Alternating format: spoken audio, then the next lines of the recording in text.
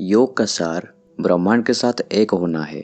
मतलब एकीकृत चेतना विचार के समाप्त हो जाने से आती है। मन शांत होने से आत्मा की गहराई अभिव्यक्त होता है। ध्यान का अभ्यास से मन शांत, केंद्रित और शुद्ध होने के साथ आत्मा में संरक्षित हो जाता है। यही योग का मूल है। ये विचार से शुरू होकर विचार से परे जाता है। ध्यान में आप जो आप सोचते हैं कि आप हैं, उसे महसूस नहीं करते। आप जो वास्तव में है उसे एहसास करते हैं। आप जितना अधिक जानने की कोशिश करेंगे कि आप वास्तव में कौन हैं और आप इस दुनिया में क्यों हैं, उतना अधिक आप सत्य की ओर खींचते हुए चले जाएंगे। और आप जितना अधिक अंदर जाएंगे, आप बाहरी लगाव से उतना मुक्त होते जाएंगे। मन आपको अपनी अहंकार से जुड़ कर रख सकता है और आत्मा के पास भी ले जा सकता है। पश्चिमी संस्कृति आपको मन को जानने, सोच को समझने में और मन की महिमा गान करता है, जो कि हमारी वास्तविकता का एक अंश है। लेकिन जो इंद्रियों और विचार से उपलब्ध होता है, उससे वास्तविक एकीकरण बहुत विशाल और महान है। अहंकार से आसक्ति के कारण हम अब जहाँ भी है वहाँ है। जो आप सोचते हैं कि आप हैं और आप कैसे सोचते हैं, इससे आप दुनिया में अलगाव को महसूस करते हैं। ये मन की आदत है। इस आसक्ति की प्रकृति की वजह से आप दुनिया को अपनी अहंकार के दृष्टिकोण से देखते हैं। बुद्धि को कुशलता से व्यवहार करके चिंतन करने से आप ज्ञान के रास्ते पर चलने लगेंगे। मन की योग में आप मन को मन के ऊपर ही डालकर चिंतन करें। उदाहरण के तौर पे सुबह एक पवित्र धार्मिक किताब के कुछ पेजेस को पढ़ें, या फिर ये जो वीडियो आप देख रहे हैं, इस तरह एक वीडियो को देखें। वो वीडियो या फिर किताब में जो भी पढ़ते हैं या सुनते हैं, उसे चिंतन करें। किताब पढ़ रहे हैं तो ज़्यादा पेजेस मत पढ़ें, केवल कुछ ही पेजेस पढ़ें। वीडियो देख रहे हैं तो केवल एक ही वीडियो देखें और उसमें से किसी एक विचार को दिमाग में रख कर बैठे और उस पर चिंतन करें। उसे दिन भर दिमाग में रखें। इससे वो विचार मन में उस शब्द के परे जो ज्ञान है, उसका एहसास बढ़ा देगा। सोच और चेतना गहरी होती जाएगी। श्री रामकृष्ण परमहंस ने कहा है, यदि आप अपने आदर्श या किसी भी भगवान के ऊपर ध्यान केंद्रित करते हैं तो उसकी प्रकृति को, यानी उस शब्द और रूप के परे जो वास्तविकता और सत्य है, उसे प्राप्त करेंगे। आप इसे जान नहीं सकते, आप खुद वो है, इसे एहसास कर सकते हैं। बहुत सारे लोग पूरी तरह अपने जीवन में आसक्ति से बंधे हुए हैं। आध्यात्मिकता से उन्हें कोई लेना देना नहीं है। उन्हें अपने मन और इंद्रियों से परे वास्तविकता को जानने में कोई रुचि नहीं है। हम चीज़ों को वैसे नहीं देखते जैसे वो है, हम चीज़ों को ऐसे देखते हैं जैसे हम है। हम अपनी इच्छा और वासना से खुद की दुनिया बनाते हैं। हरिदास ने एक बार कहा था, यदि एक पॉकेटमार एक साधु से मिलता है तो वो साधु के पॉकेट में नजर डालता है। थैडियस गुलास कहते हैं, आप जो देख रहे हैं उसे बदलना नहीं है, केवल आप जिस तरीके से देख रहे हैं उसे बदलना है। जब तक हम समझ नहीं लेते कि हम कैसे वासना और अपनी इच्छाओं से बंधे हुए हैं, हम उस वासना और इच्छाओं से बना हुआ माया से फंसे रहेंगे। अपने आत्मा को पाने के लिए मन को छोड़ना पड़ेगा। हम मन की लगातार गतिविधि से बंधे हुए हैं। इससे मुक्त होने के लिए अंतः शुद्धिकरण जरूरी है। आइंस्टाइन ने कहा था, इंसान खुद से कितना मुक्त है, इससे उसकी वास्तविक मूल्य का पता चलता है।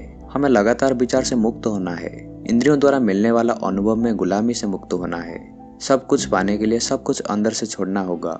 मन जितना जानता है और अंदर जितना जा सकता है, उससे परे एक जगह है। इस पे विश्वास करिए। जीसस ने कहा था, जब तक हम एक बच्चे नहीं हो जाते तब तक हम स्वर्ग के साम्राज्य के अंदर प्रवेश नहीं कर सकते। जैन में इसे शुरुआती दिमाग कहा जाता है। आध्यात्मिक यात्रा खुद के बाहर कुछ पाने की नहीं है, ये खुद के अंदर ही गहरे होते जाना है। जो आप ढूंढ रहे हैं वो पहले से ही आपके अंदर है।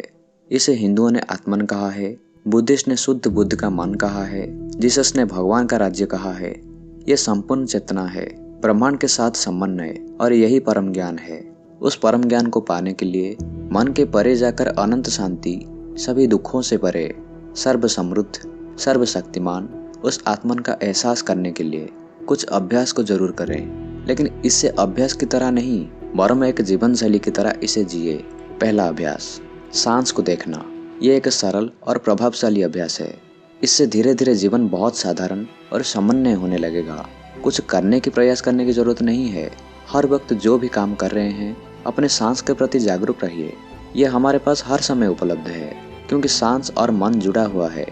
जब सांस के प्रति जागरूक होते हैं, मन भी अपने आप लगाव से मुक्त होकर वर्तमान में रहने लगता है।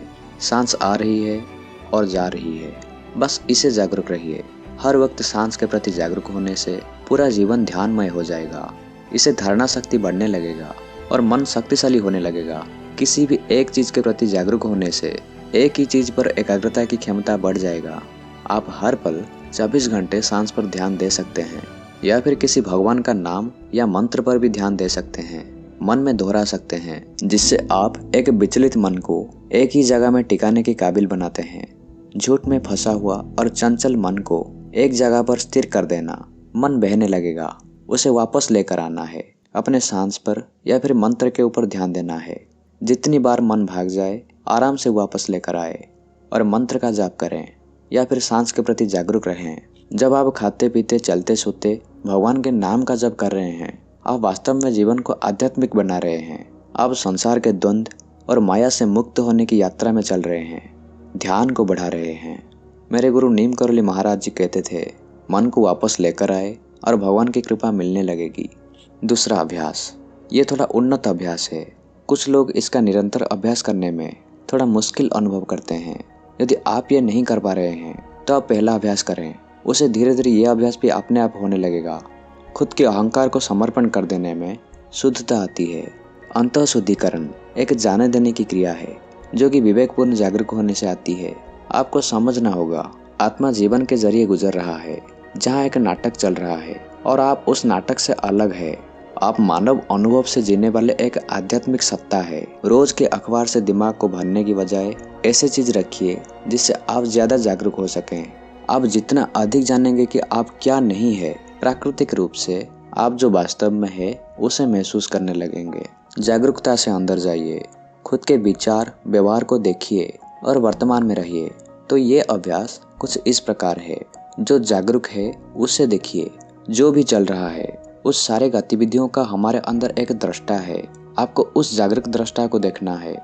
यदि उसे देखते समय कोई और विचार और काम के वजह से अपना ध्यान खो देते हैं, फिर से वापस आइए। याद रखें, यदि आप उस दृष्टा के प्रति जागरूक होना भूल गए फिर भी वो मौजूद था। बस आपको दृष्टा के प्रति जागरूक होने की आवश्यकता है। आपको कुछ बदलने, पकड़ने और छोड़ने की जरूरत नहीं है। जिसे बदलना है, छोड़ना है, वो अपने आप होने लगेगा। आपको उस दृष्टा के प्रति जागरूक होकर खुद दृष्टा बन के हर काम को करना है। वो दृष्टा हमेशा ही, हर पल और हर परिस्थिति में आपके पास है।